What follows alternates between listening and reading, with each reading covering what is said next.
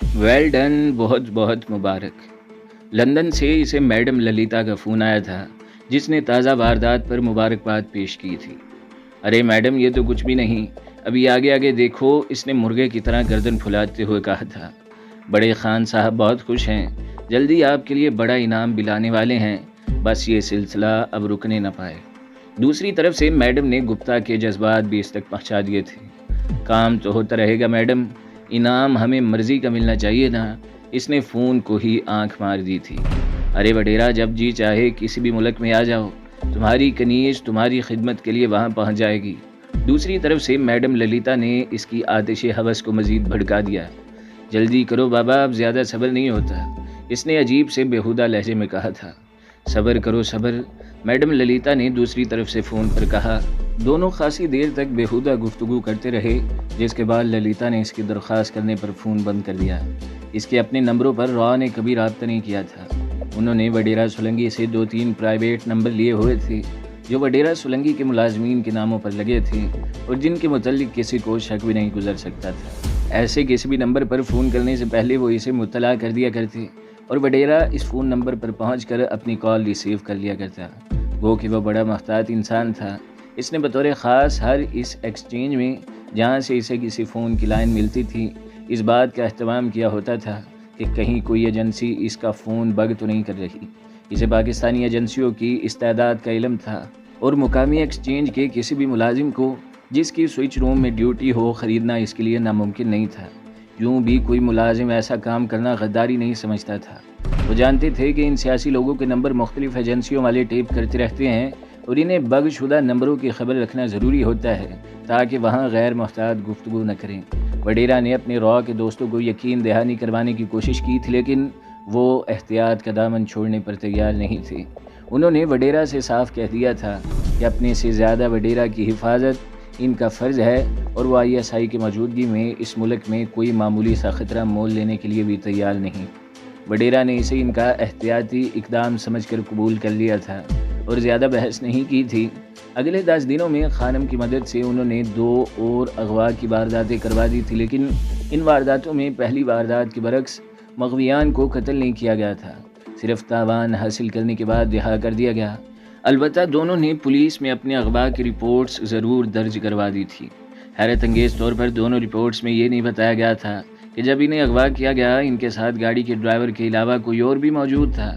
ऐसा करना इनके लिए मुमकिन नहीं था। वो सोसाइटी के नामवर और इज़्ज़तदार लोग थे।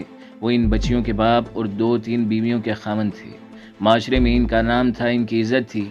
वो सालाना हज़ारों रुपये मुल्क की मुख्तलिफ मजहबी और रफ़ाई इदारों को खैरात करते थे। कई रफ़ाई कमेटियों के वो सरकर्दा मेंबर थे।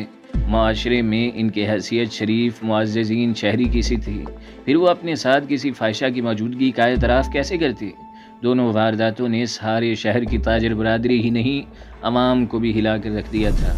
यहाँ छोटी मोटी चोरी डाके की वारदातें तो होती ही रहती थीं। बेरोज़गार सरफिरे डाकू अमूमन बड़े बड़े सेठों की गाड़ियाँ छीन कर भागते और पुलिस की गोलियों का निशाना बने रहते थे। अब इंसान भी अगवा होने लगे थे। ये कानून नाफिज करने वाली एजेंसियों के लिए ज़बरदस्त लम्हा फ़िक्रिया था। दूसरी तरफ अपोजिशन के लिए तो ये अंधे के हाथ बटेरा लगने वाली बात थी। मुल्क के कोने कोने से हुकूमत की मजम्मत होने लगी। अखबारात के सफ़हात पर अपोजिशन लीडरों की घन गरज ने सारा सियासी मौसम ही तब्दील करके रख दिया। हाहाकार मच गई थी। हर शख्स पुलिस और हुकूमत को गालियां देने पर तुल गया। देखते ही देखते जलसे जलूसों ने रंग जमा लिया। शहर के आला पुलिस हुक्काम का एक एक करके तबादला होने लगा, लेकिन ये मसले का हल नहीं था। अगवा होने वाले ताउन करने को तैयार नहीं थे। उन्हें डाकू धमकियां देकर इस अहद के साथ घरों को भेजा करते थे कि वो अपनी ज़ुबान बंद रखेंगे और अगवा करने वालों से नाम और शनाख्त नहीं बताएंगे, वरना इनके सारे ख़ानदान को इसका खुमियाजा भुगतना पड़ेगा। खौफ ने शहर की पुरअमन फ़िज़ा को डस लिया था। जहरीले नागों की तरह डर लोगों के दिलों में सिरायत कर गया था। अपनी पुलिस और एजेंसियों से एतबार उठ गया था। उन्होंने अपनी हिफाजत आप के तहत जायज़ नाजायज़ असला रखना शुरू कर दिया, जिसने अमन व अमान के लिए मज़ीद मसाइल खड़े कर दिए। वडेरा सोलंकी रॉ का हीरो बन चुका था।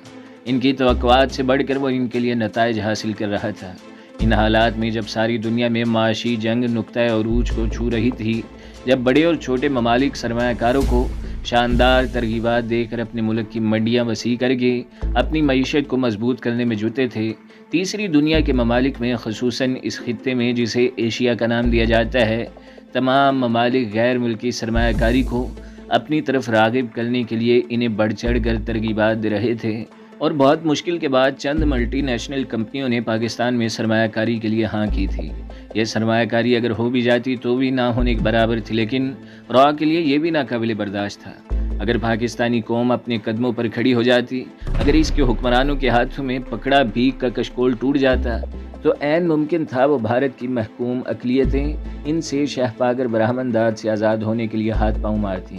را نے ابتدائی مراحل ہی میں ساری دنیا میں یہ ڈس انفارمیشن پھیلانا شروع کر دی تھی کہ پاکستان کے پاس تو انفراسٹرکچر ہی نہیں، وہاں تو سڑکیں ہی نہیں، بجلی اور گیس ہی نہیں، مناسب پانی ہی نہیں، شرائع خواندگی شرمناک حد تک کم ہے۔ ایسے ملک میں بھلا ان کمپنیوں کے ہاتھ کیا لگے گا؟ اس کے باوجود کچھ غیر ملکی کمپنیوں کو اس ملک کا اور اپنا مستقبل روشن دکھائی دے رہا تھا، اور انہوں نے حکومت کی طرف سے ملنے والی بے پناہ مراعات اور گارنٹیوں کے ساتھ پاکستان میں سرمایہ کاری کے لیے ہاں کر دی تھی۔ تب را کے سیانے سر جوڑ کر بیٹھے اور انہوں نے ان سرمایہ کاروں کے لیے پاکستان کو غیر محفوظ بنانے کی تگ و دو شروع کر دی۔ اب یہاں وڈیرا سولنگی جیسے زر خرید کتوں کے ذریعے وہ لا اینڈ آرڈر کے مسائل کھڑے کر کے ملک کے سب سے بڑے شہر کی سڑکوں، دفاتر، اداروں، بندرگاہوں، ریلوے لائنوں اور تمام ایسی جگہوں کو غیر محفوظ کر دینا چاہتے تھے۔ وہ جانتے تھے سرمایہ کار بنیادی طور پر خوفزدہ ہوتا ہے، وہ اپنے سرمایہ کا تحفظ چاہتا ہے، اور جب اسے یہ علم ہوگا کہ وہاں اس کا سرمایہ ہی کیا زندگی بھی غیر محفوظ ہے، تو اسے کوئی لالچ، کوئی ترغیب، کوئی ضمانت سرمایہ کاری کے لیے تیار نہیں کر پائے گی، اور خود اس ملک کے حکمران کبھی اپنے قدموں پر کھڑے ہونے کی فکر نہیں کریں گے۔ وہ کبھی نہیں چاہیں گے کہ عوام میں غیرت ملی کا شعور جگا کر انہیں دن رات ان کے قائد اعظم کے فرمان کے مطابق کام اور کام کے لیے آمادہ کریں۔ اگر اس قوم کی غیرت ملی جاگ گئی تو وہ سب سے پہلے اپنے حکمرانوں کے گریبانوں میں ہاتھ ڈالیں گے۔ وہ ان کے سونے کے محلات کو ریزہ ریزہ کر کے، ان کے پیٹ پھاڑ کر، غضب شدہ عوامی سرمایہ چھین کر ملک کی تعمیر نو کرتے، ان کے عشرت قدوں کو جلا کر وہاں فیکٹریاں بنانے اور ان کی عیاشیوں اور بدماشیوں پر قدغن لگا کر اپنی ایک صف میں کھڑا ہونے پر مجبور کر دیتے۔ یہ سب کچھ ان کے لیے ناقابل برداشت تھا۔ وہ یہاں حکمران بن کر جینا چاہتے تھے، عوام بن کر نہیں۔ را کے سیانوں نے، چانکیا کے چیلے چانٹوں نے بڑی سمجھ بوجھ کے ساتھ ان کی کمزور رگ دبائی تھی۔ ان کی کمزوریوں کا مکمل ادراک کرنے کے بعد ان پر حملہ آور ہوئے تھے اور بڑی کامیابی سے قدم بقدم زینہ بزینہ آگے بڑھ رہے تھے۔ غیر ملکی اخبارات میں پاکستان میں لا اینڈ آرڈر کی خرابی حالت کو خوب بڑھا چڑھا کر شائع کروایا جا رہا تھا۔ مختلف ناموں سے جعلی مضامین لکھوائے جا رہے تھے۔ پاکستانی دانشوروں کی ایک بڑی جماعت کو، جو بے پناہ محرومیوں کے ساتھ زندہ تھی، ان کی محرومیوں کے نام پر ایکسپلائٹ کیا جا رہا تھا۔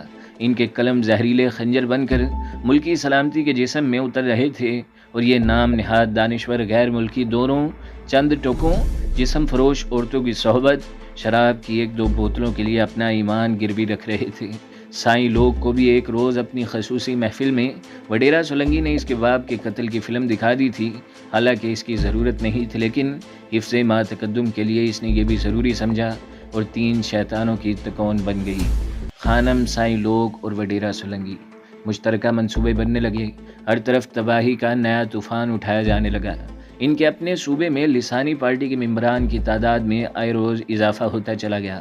تمام بے روزگار، ستائے، محروم اور بے بس نوجوان اپنی کمزوریوں کے ہاتھوں بکنے لگے۔ سائیں لوگ اور خانم نے ان کی ایک طرح سے بھرتی دفاتر کھول دیے۔ پہلے 5، پھر 10، پھر 20 اور اب 100 سے زیادہ کی تعداد میں انہوں نے ایسے محروم نوجوانوں کو لالچ، دھونس، بلیک میلنگ کے ذریعے را کے تخریب کاری کیمپوں میں پہنچا دیا۔ یہاں انہیں تخریب کاری کی تربیت دے کر شراب و شباب کا ایسا بنا کر واپس بھیجا گیا، اور چند ٹکوں کے لیے وہ ملکی سلامتی کے لیے خطرہ بننے لگے۔ ان کے ذریعے لسانی تعصبات کو ہوا دے کر فسادات کی راہ ہموار کی جاتی۔ ان سے بڑے بازاروں میں فائرنگ کروائی جاتی، ریلوے لائنیں تباہ کروائی جاتی، اغوا کروائے جاتے، قتل کروائے جاتے، دھماکے کروائے جاتے۔ غرض ہر وہ کام کروایا جاتا جو اس مملکت خداداد کے مکینوں کو احساس دلاتے رہے کہ وہ تیسرے درجے کی بے بس، بے کس اور ستم ظریفی حالات کی ماری قوم کے افراد نہیں، بلکہ بھیڑوں کا گروہ ہے، جن پر کچھ خونخوار بھیڑیے مسلط ہو کر مسلسل ان کا خون چوس رہے ہیں۔ خانم اب بین الاقوامی شخصیت بن چکی تھی۔ ہیومن رائٹس کے حوالے سے اس کا نام دنیا کی بڑی بڑی پاکستان اور اسلام دشمن تنظیموں کی فائلوں میں سنہری حروف میں لکھا جا چکا تھا۔ وہ ملک کی بہت بڑی نام نہاد ہیومن رائٹس تنظیم کی چیئرمین بن چکی تھی۔ متعدد مرتبہ وہ غیر ملکی کنونشن اٹینڈ کر چکی تھی۔ اس مرتبہ وہ بھارت کے شہر دہلی میں بھی ایشیائی خواتین پر معاشرتی مظالم کے عنوان سے ہونے والی ایک بین الاقوامی نوعیت کی کانفرنس میں شمولیت کے لیے گئی تھی۔ انہی دنوں میں سائیں لوگ بھی وہاں بڑے میاں صاحب کے عرس میں مہمان خصوصی بن کر گیا ہوا تھا۔ دونوں کو راؤ والوں نے خصوصی تقریب میں اپنے ہیڈ کوارٹروں میں طلب کیا تھا۔ دونوں کو وہاں ان کی خدمات کے اعتراف میں نقد نذرانے پیش کرتے ہوئے ایک بڑے منصوبے پر کام کرنے کی دعوت دی گئی تھی، جس کی کامیابی کی صورت میں دونوں کو ان کے صوبے میں بننے والی بھارت نواز حکومت میں اعلیٰ عہدے پیش کیے جانے تھے۔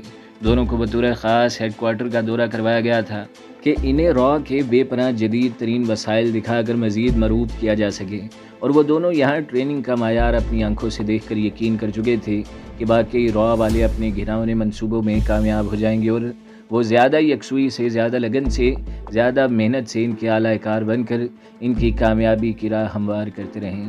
یہ ان کی بدبختی تھی یا پھر پاکستانی قوم کی خوش نصیبی کہ ان لمحات میں جب اپنی حیوانی میں سے لاچار خانم ایک مشتبہ نوجوان کو، جس پر اس کے ساتھیوں نے اس کی کچھ حرکات دیکھ کر شک کا اظہار کیا تھا، اپنے ہاتھوں سزا دے کر دوسرے ورگلائے گئے نوجوانوں کے دلوں میں خوف پیدا کرنے جا رہی تھی، اور سائیں لوگ اس کے ساتھ موجود تھا۔ ان لمحات میں طوفانی بارہ ان میں راستہ بھٹک کر سرحد عبور کرائے، اور پھر حادثاتی طور پر یہاں تک پہنچ جانے والے FIU کے کیپٹن جمشید نے انہیں شناخت کر لیا۔ وہ دونوں چند گھنٹوں کے لیے ہی اس کیمپ میں مہمان خصوصی بن کر آئے تھے۔ جب کیپٹن جمشید نے اپنی جہاد کا آغاز کیا تو وہ خصوصی جہاز میں بیٹھ کر دہلی واپس پہنچ چکے تھے۔ انہیں تو اس بات کا علم ہی نہیں تھا کہ ان کی سیاہ بختی کا آغاز ہو چکا ہے، اور جس کیمپ میں وہ فرعون بن کر اور پاکستان کی بربادی کا نیا گھناؤنا منصوبہ بنا کر لوٹے تھے، پاکستانی فوج کے کمانڈر اور اللہ کے سپاہی نے اس کیمپ ہی کو صفائے ہستی سے مٹا دیا تھا۔ وہ تو بڑے مطمئن ہو کر الگ الگ فلائٹس میں واپس لوٹے تھے، اور ہوائی اڈے پر ان کے مداح ان کے استقبال کے لیے حسب روایت موجود تھے۔ وہ انہیں حسب سابق بڑے احترام اور عزت سے ان کے ٹھکانوں تک لے آئے تھے۔ CRP کا مقامی ہیڈ کوارٹر شہر سے باہر ایک مضافاتی علاقے میں بنایا گیا تھا، ایک بڑے میدان میں جو چاروں طرف درختوں سے ڈھکا ہوا تھا۔ خاردار تار لگا کر اور کچھ عارضی کمرے بنا کر بھارتیوں نے اسے CRP ہیڈ کوارٹر کی شکل دے دی تھی۔ جمشید کے ساتھ خیریت گزری کہ انہوں نے ٹرک کو درختوں کے جھنڈ کے نیچے ایک کونے میں کھڑا کیا تھا، جہاں درختوں کی چھاؤں نے اس جہنم کی آگ کو قدرے ہلکا کر دیا تھا۔ بصورت دیگر تو شاید وہ جھلس کر ہی رہ جاتا۔ ٹرک کے ڈرائیور اور کنڈکٹر کو انہوں نے حوالات میں بند کر دیا تھا، اور CRP کے 2 جوان اب ٹرک پر چڑھ کر وہاں رکھے سامان کا جائزہ لے رہے تھے۔ ان میں ایک نے ٹرک کے ٹول باکس پر بھی سرسری سے نظر ڈالی تھی۔ پھر دونوں مطمئن ہو کر باہر آ گئے۔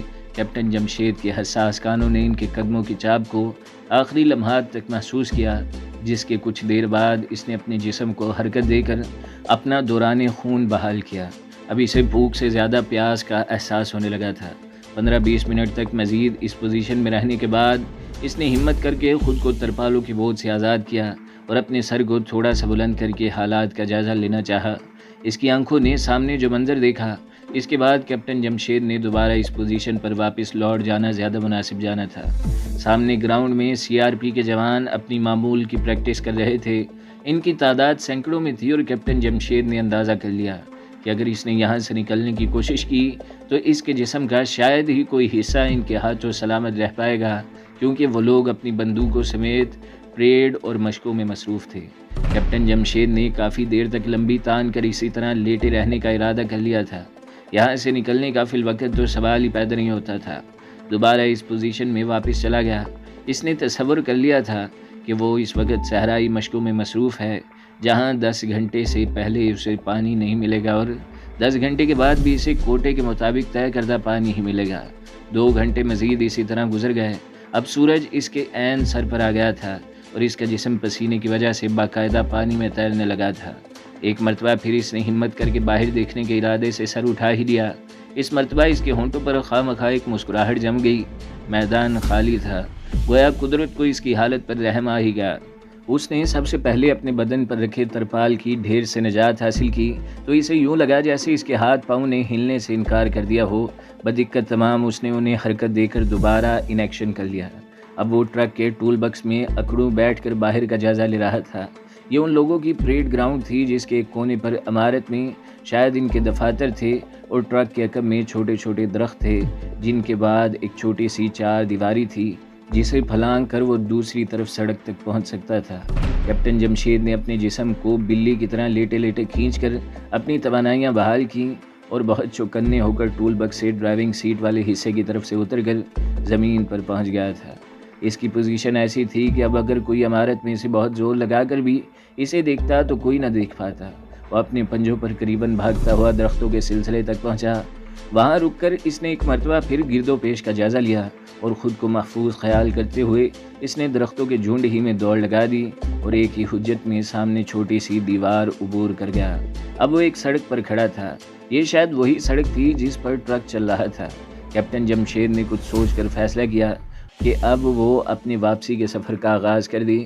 وہ سڑک سے اتر کر اب کھیتوں کے سلسلے میں داخل ہو رہا تھا۔ اسے علم تھا اس علاقے میں دور سے اسے کوئی مشکوک نہیں سمجھے گا، کیونکہ یہاں کے دیہاتیوں کے جوان بھی جین کی پتلونیں پہن کر کھیتوں میں کام کیا کرتے تھے۔ تھوڑا فاصلہ طے کرنے پر ہی قدرت کو شاید اس کی جوان مردی پسند آ گئی اور اسے انعام سے نوازنے کا فیصلہ کر لیا۔ یہ چھوٹا سا نالا تھا جو نہر کے پانی کو کاٹ کر کھیتوں تک پہنچانے کے لیے بنایا گیا تھا۔ جمشید نے آسمان کی طرف سر اٹھا کر دیکھا۔ سورج اپنی پوری آب و تاب سے چمک رہا تھا، لیکن اس کی تپش اب جمشید کے لیے تکلیف دہ نہیں رہی تھی۔ اس نے احساس تشکر سے اپنا سر جھکا لیا اور چھوٹے سے پختہ نالے کے کنارے چوکڑی مار کر بیٹھ گیا۔ اگلے چند منٹ تک اس نے پیٹ بھر کر پانی ہی نہیں پیا تھا، بلکہ اپنے تمام کپڑوں سے نجات حاصل کرنے کے بعد جی بھر کے غسل بھی کر لیا تھا۔ اس کے ذہن میں یہ بات ضرور رہی تھی کہ ایسی کارروائیوں کے لیے یہ کوئی بہت محفوظ جگہ نہیں ہے، لیکن وہ مطمئن تھا کہ دوپہر کی اس جھلساتی گرمی میں کون اس طرف اسے دیکھنے آئے گا۔ نالے کے ساتھ ساتھ اس نے دوبارہ سفر آغاز کیا اور تھوڑا چلنے کے بعد بے اختیار سجدہ شکر بجا لایا۔ سبزیوں سے بھرے کھیت کے کونے میں کسی کسان نے خربوزوں اور تربوزوں کی بیلیں بچھائی ہوئی تھیں جن سے پکا ہوا پھل اسے دعوت دے رہا تھا۔ اس نے دانتوں کی مدد سے پہلے ایک بڑا تربوز بیل سے توڑا، اسے نالے تک لایا اور 2-3 منٹ نہر کے پانی میں ڈبونے کے بعد اسے توڑ دیا تھا۔ سرخ اور پکے ہوئے پھل اس کے روئے روئے میں عجیب کیفیت دوڑا رہے تھے۔ کیپٹن جمشید نے سیر ہو کر تربوز اور خربوزے کھائے۔ اب اس کے جسم کی گمشدہ توانائیاں لوٹ آئی تھیں۔ وہاں اس کے جسم میں مزید گرمی برداشت کرنے کے لیے بے پناہ توانائی بھی ذخیرہ ہو گئی تھی۔ سڑک کو اپنے ذہن میں رکھ کر وہ اس کے ساتھ ساتھ پگڈنڈیوں پر چلتا رہا۔ اب نالے کا سلسلہ ختم ہو گیا تھا، لیکن وہ قدرے محفوظ بھی تھا اور سہ پہر تک اس کا سفر جاری رہا تھا۔ اس درمیان اسے دور دور اکا دکا لوگ بھی دکھائی دیے، لیکن کسی نے اس کی طرف توجہ نہ دی اور وہ اطمینان سے چلتا رہا تھا۔